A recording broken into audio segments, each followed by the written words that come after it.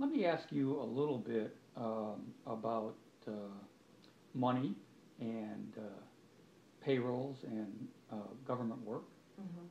Recently, the Associated Press did a story, a three-part series actually, on the pension system in our state, and it essentially highlighted some abuses that were going on within the pension system. The Columbian has reported in the past that it takes $1 billion a year from taxpayers in order to make all of the government pensions in the state viable, where they need to be, $1 billion a year. And I've certainly commented about this being a fairness issue, which essentially makes the point that if most people in the private sector don't get pensions, but most people in the public sector do get pensions, you add in the $1 billion a year that mostly private sector people are paying to support those public pensions, even though they don't get a pension themselves, add in the Associated Press story about the abuses, look at the fact that more and more private companies, Boeing is an example of this, that just began to get out of the pension system and into a 401k system. Do you see any likelihood that we're going to sort of level the playing field with the private sector and the public sector in this area of pensions? Well, you know, it's interesting. We have some legislation that's still in play. Of course, when it gets to the governor's desk, who knows what he'll do with it. I remember a lot of campaign rhetoric surrounding good things, and it all seems to go by the wayside right now. So it's tough to say where it will end up, but one of the bills that we did was a pension spiking bill, so that you can't work your hundreds of hours in the last, you know, and then your rate is calculated at that instead of at that, which is significantly lower. And you know, that happens with elected officials too, where somebody's worked for 20 years for 40 grand a year or however much a year, and then they get a cushy job with, you know, some other branch of government, and then suddenly their pension jumps to 90 grand a year. And so we have to do something to get under control. So to that end, we have the pension spiking bill that we're working on. Another thing is we are moving the 401k bill through. Have you been watching that at all? Bit, so yes. Yeah, so that will also, we voted that off the floor. So now. But isn't that just an option as opposed to it's saying? It's optional, but it is a step to see what can we do, what can we do differently, and you know, other things that are happening, moving part-time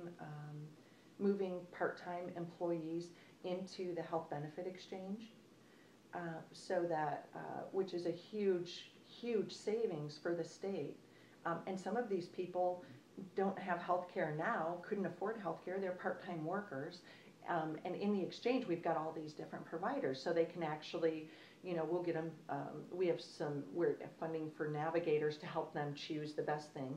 But it's a way, and we were recently actually written up in, and this cracked me up because I just happened to be flipping through the Huffington Post for what we're doing in Washington State that no one else has done yet, and that's one of them. So we're looking for ways to get control of those benefits. You know, it's a hard thing though. I'm going to tell you, I'm a huge supporter of firefighters and police officers, because when I'm running away, they're running too, and I respect them for that.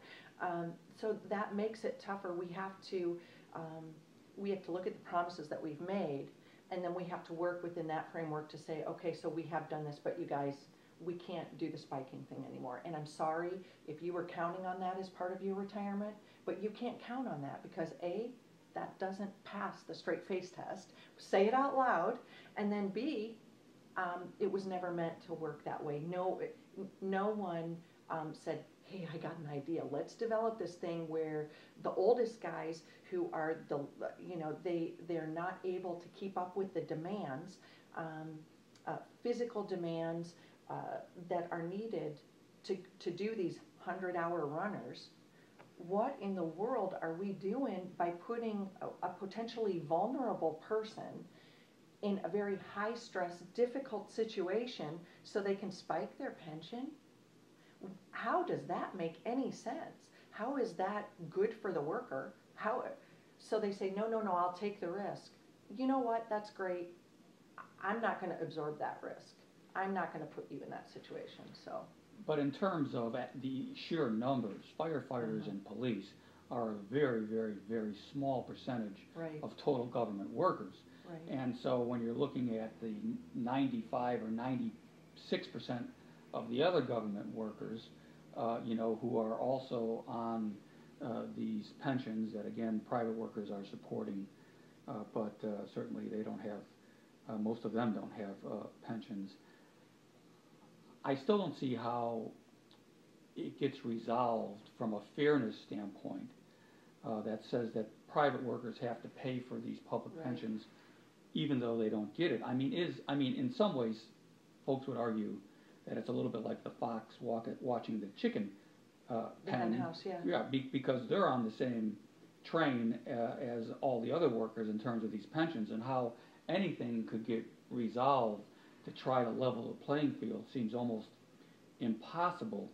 Do you think that there will ever come a day like it has happened with 95% of private workers that basically pensions won't exist in the public sector? I think we could get there, but this is what I'll say. A lot of this, and I've had teachers in my office who say, you're making me do this. And I say, no, this is optional. This is optional. You don't have to do it. A lot of it's fear, though. People don't understand 401ks. Right. They're afraid. They heard about what happened with Enron. They hear all these horror stories. They're afraid to take charge of their financial life and their retirement life. So I think part of what we have to do is empower our state employees to say, this is not the best thing for you. If you did this, you could, do this, that, or the other thing. It's about empowering them to understand taking charge of their own finances. It's about providing them the vehicles to do that. And those things have to happen, which is my hope with this optional thing, that people go, oh my gosh, this is really a great thing, and I think this is a tool, and then they start talking to others. But I do see the pension is going the way of the dinosaur, and we have people who provide services for us. We have, our community corrections officers who are keeping all of us safe, keeping an eye on our bad actors. We have the guys who are collecting child support from deadbeat dads. We have people who are doing really, really important things.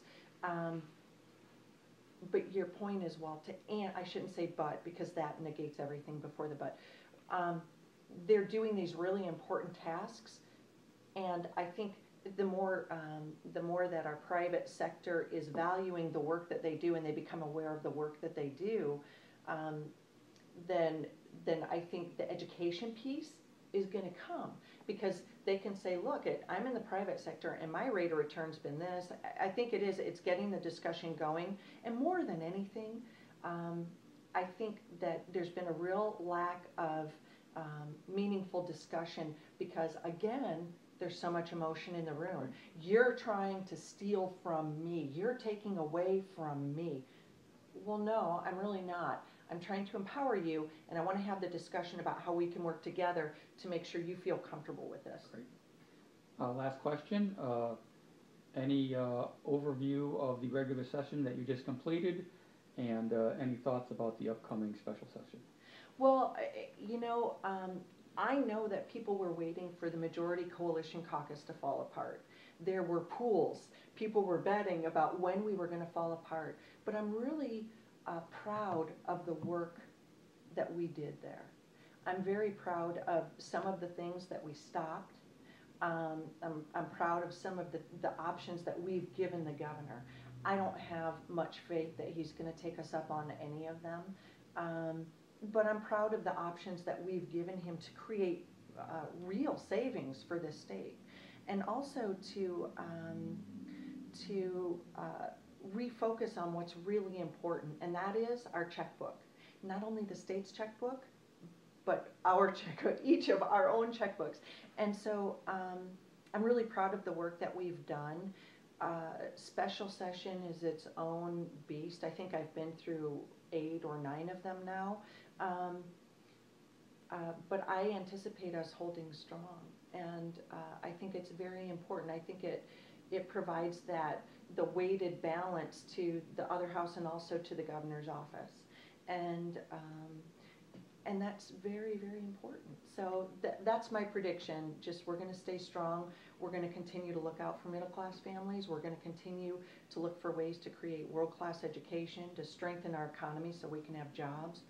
You know, that's the bottom line. That's what we got to do. So. Senator Rivers, thank you very much. I appreciate it. Enjoy the lovely weather out there. Lou, this has been the best discussion I've ever had with you. Ooh, that might mean that those other discussions weren't so good. Thank you. Thank you.